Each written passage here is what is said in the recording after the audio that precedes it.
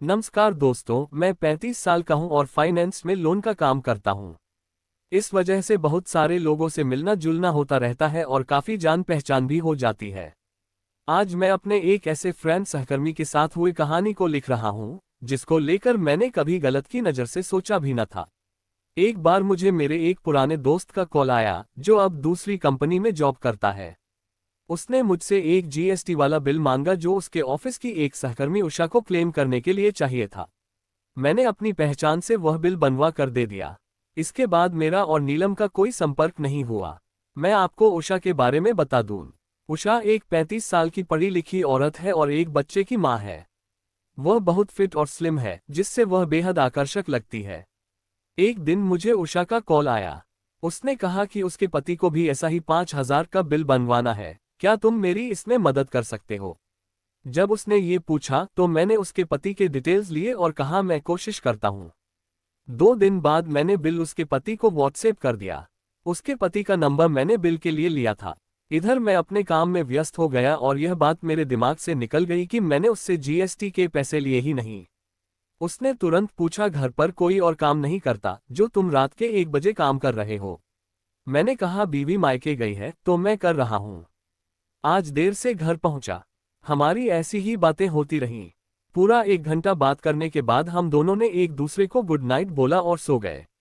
मेरे मन में तब तक कुछ नहीं था। मुंबई में यह आम बात है, लोग देर रात तक ऑनलाइन रहते हैं। सुबह मुझे उसका गुड मॉर्निंग का मैसेज आया। मैंने भी जवाब दिया और अपने काम में लग गया।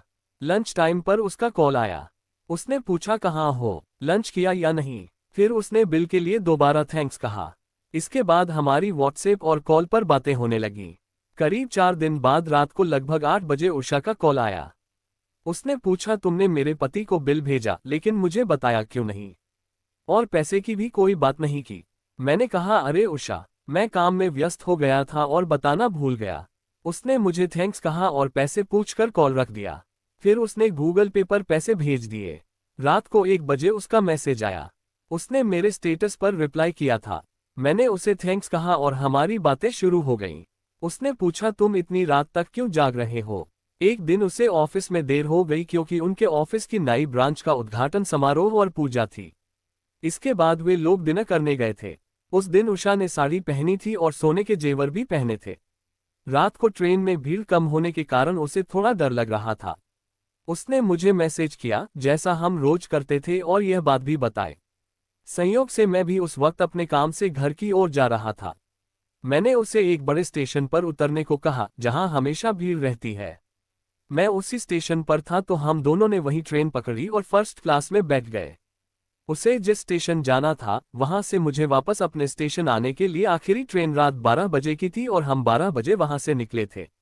हम पहले भी कई बार ऐसे मिल चुके थे, पर उस दिन उन कपड़ों में वह बहुत आकर्षक लग रही थी। उसने अपने सोने के जेवर निकालकर हैंडबैग में रखे थे। मेरे साथ वह बहुत सुरक्षित महसूस कर रही थी। हम बात करते करते 12:40 बजे उसके स्टेशन पर उतर गए। वहां से शेयर ऑटो पकड़कर उसके घर के पास पहुंच गए। मैंने वहां उतरकर अपने लिए रिटर्न उबर कैब बुक की और उसे जाने को कहा। जब तक वह अपनी बिल्डिंग के अंदर नहीं चली गई, मैं उसे सेफ्टी के लिए देखता रहा। फिर जब उसने मुझे बाय कहा तो उसकी आंखों में नमी थी और चेहरे पर कुछ ऐसे ही भाव भी थे। तब मैं यह नहीं समझ पाया कि वह ऐसा क्यों कर रही थी। वहीं खड़े होकर मैंने एक सिगरेट निकाली और पीते हुए कैब का इंतजार करने लगा। तभी उषा का कॉल आया।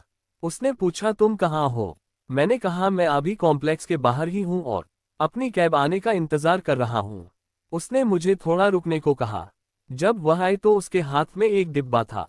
उसने मुझे वह दिया और सड़क के किनारे जहाँ थोड़ा अंधेरा था वहां ले जाकर मुझे झट से गले लगा लिया और चली गई।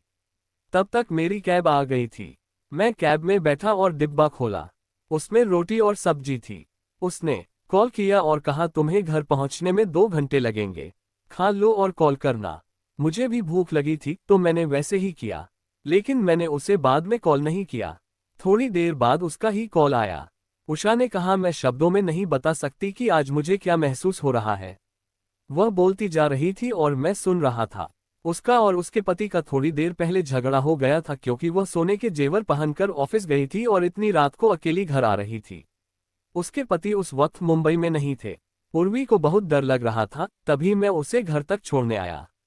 ये तब हुआ जब मुझे पता था कि वापसी की ट्रेनें बंद हो जाएंगी और सड़क मार्ग से बहुत समय लगेगा। सच में उस वक्त मैं सिर्फ उसकी मदद करने के इरादे से ही गया था, क्योंकि रात की ट्रेन में कुछ गलत हो सकता था, जैसे चोरी या झपटमारी। फिर आखिर में जब उसने मुझसे आई लव यू कहा तो मेरी खोपड़ी भग से खुल गई। वह बोलती रही कि वह मेरी तरफ पहली मुलाकात से ही आकर्षित थी, पर शादीशुदा होने की वजह से उसने मर्यादा नहीं लांघी। उसने मुझे अगली सुबह ऑफिस से छुट्टी लेकर मिलने को कहा।